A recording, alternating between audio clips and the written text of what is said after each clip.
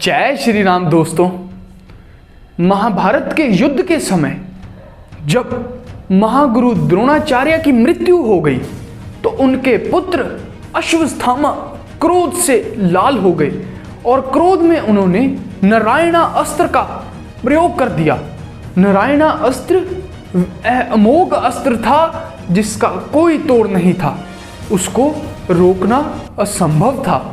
वह जहां भी सेना थी और पूरी सेना का विनाश करने में सक्षम था, वह उसका कोई तोड़ नहीं था। परंतु अर्जुन ने भगवान कृष्ण से कहा कि अब हमें कुछ तो उपाय खोजना होगा, हे प्रभु इसका कोई समाधान बताइए। तो श्री कृष्ण ने सारी सेना को आदेश दिया कि हाथ जोड़कर भगवान नारायण का ध्यान करना शुरू कीजिए।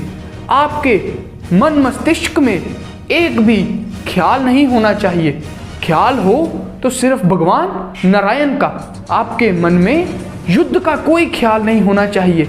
यह भूल जाइए कि आप युद्ध की परिस्थिति में हैं, यह भूल जाइए कि आप युद्ध के मैदान में हैं। ऐसा उपदेश सुनते ही सारी सेना शांत हो गई।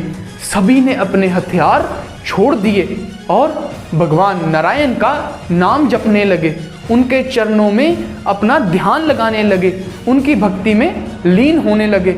इसी समय जो नारायणा अस्त्र छोड़ा हुआ था वह भी शांत होता रहा, उसकी शक्ति भी कम होती गई और वह विफल हो गया और वह खत्म हो गया और सारी इतनी बड़ी पांडवों की सेना का नाश होने से बच गया। तो इससे हमें यह शिक्षा मिलती है, जैसी परिस्थिति आज है, यह वायुमंडल, यह ब्रह्मांड, इसका प्रकोप हम सहन नहीं कर पा रहे। इसके प्रकोप के कारण ही यह कोरोना और यह वाइट फंगस, ये ब्लैक फंगस, ऐसी कोई भी प्रॉब्लम है, इसका एक ही उपाय है।